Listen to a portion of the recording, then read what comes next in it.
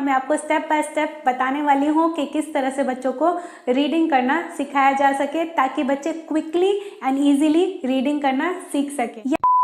बच्चों को रीडिंग करना कैसे सिखाएं, बच्चों को इंग्लिश रीडिंग करना कैसे सिखाएं।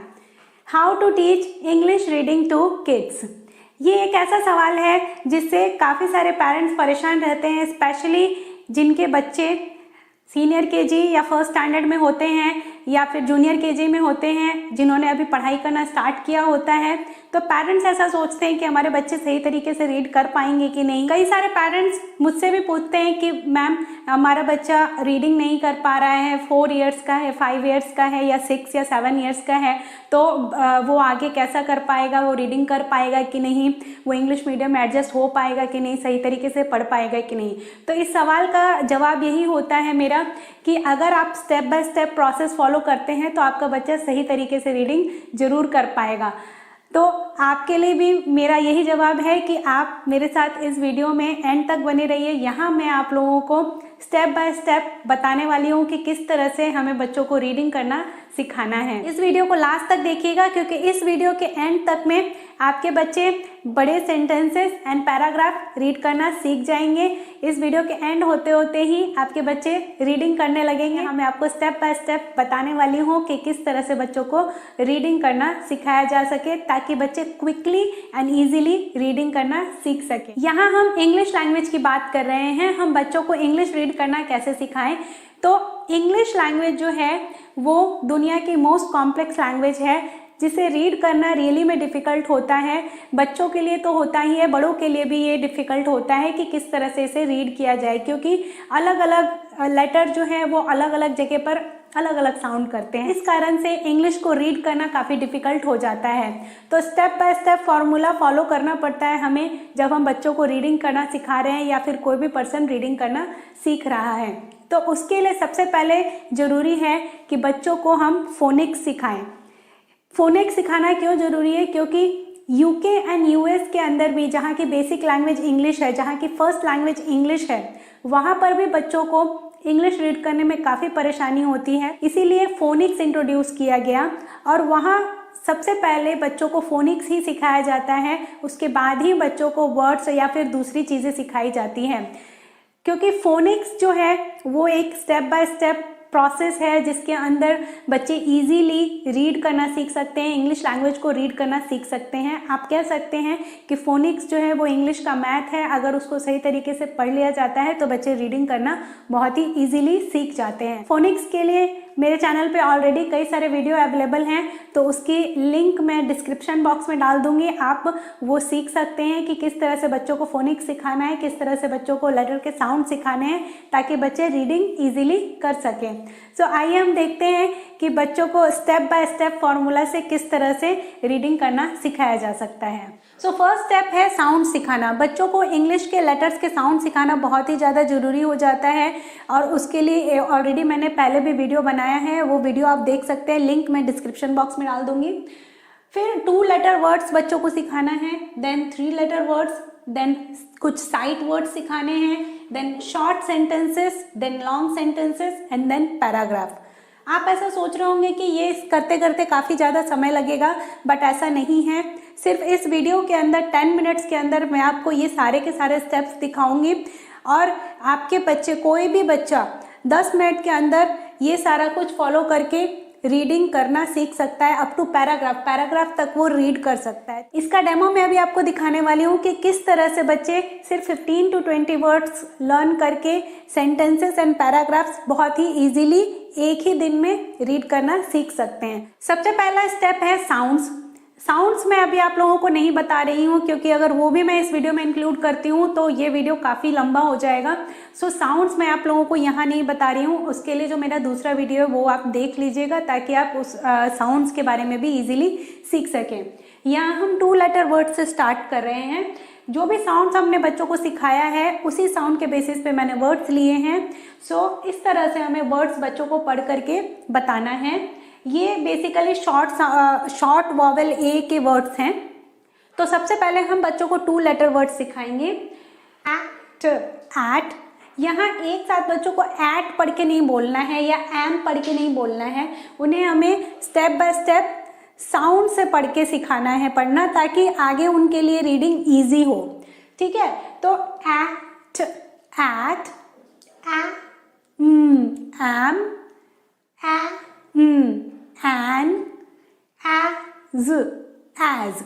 यहाँ पर एस का साउंड ज है। मैंने पहले भी बताया था कि एस का दो साउंड होता है, एक स और एक ज। तो यहाँ पर एस का साउंड ज है। ये एटी एट के बेसिस पे हम थोड़े और वर्ड्स बच्चों को सिखाएंगे। क एट कैट, हमें इस तरह से क एट कैट नहीं बोलना है, तोड़ करके बच्चों को सिखाना है, अलग अलग करके सिखाना है। सिंगल साउंड, सेपरेट साउंड्स बच्चों को सिखाने हैं और उसी बेसिस पे हमें रीडिंग सिखानी है, ताकि बच्चे इजीली आगे भी 4 लेटर 5 लेटर वर्ड्स जो हैं वो इजीली रीड कर पाएं। C at cat, b at bat, f at fat, s at sat, r at rat, m at mat, h at hat। ये जो साउंड है ये शॉर्ट साउंड है ए का, इसे हमें याद रखना है। ये ए नहीं है या फिर ए नहीं है, ये ए साउंड है। ठीक है, कई जगह पर ए लॉन्ग बोला जाता है जिसके कारण बच्चे कंफ्यूज हो जाते हैं। ये एक्चुअली में शॉर्ट साउंड है, तो हमें इसे जल्दी बोलना है ए। ओके, तो ये हमने बच्चों को 2 लेटर वर्ड सिखाया, 3 लेटर वर्ड सिखाया। 2 और वर्ड है ऑन, ऑन, इन, इन। ये 2 वर्ड मैंने इसलिए लिए हैं क्योंकि अभी रीडिंग में बच्चों को इसकी जरूरत पड़ेगी, आगे जब हम सेंटेंसेस सीखेंगे तो जरूरत पड़ेगी। ऑन, ऑन, इन। अब इसके बाद हम देखेंगे साइट वर्ड्स। कौन से साइट वर्ड्स की हमें यहाँ पर जरूरत पड़ेगी वो हम अभी देख लेते हैं। तो ये 4 साइट वर्ड ऐसे हैं जो बच्चों को इनिशियली रीडिंग में जरूरत पड़ती है। तो सबसे पहले हमें ये 4 साइट वर्ड्स बच्चों को सिखाने हैं। यहाँ पर जो लेटर ए है ये जब अकेला आता है, लेटर ए अपने आप में एक वर्ड है और इसका मतलब होता है एक या सिंगल, तो इसको हम अ पढ़ते हैं, अ, नॉट ए। ए नहीं पढ़ा जाता है, इसे हम अ पढ़ते हैं। ये हमें बच्चों को इनिशियली ही बता देना है कि जो ए लेटर का साउंड ए होता है वो अलग होता है, और जब हम लेटर ए को अलग से पढ़ रहे हैं, सिंगल देख रहे हैं किसी भी सेंटेंस में, उस समय हमें इसे अ पढ़ना है। फिर with, the, and.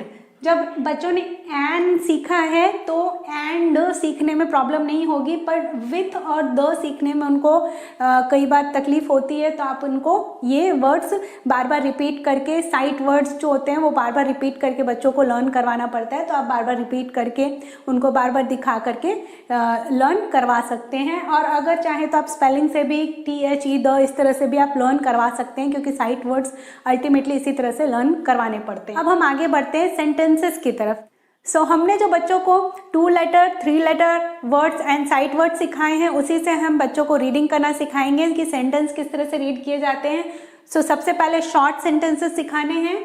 A cat, a fat cat. Then long sentences. A fat cat sat on a mat. A fat cat and a rat sat on a mat. A fat cat sat on a mat with a rat and a hat. तो इस तरह से हम जब बच्चों को words और उसके साथ साथ में सेंटेंसेस सिखाते जाते हैं तो बच्चों में फ्लुएंसी डेवलप होती है।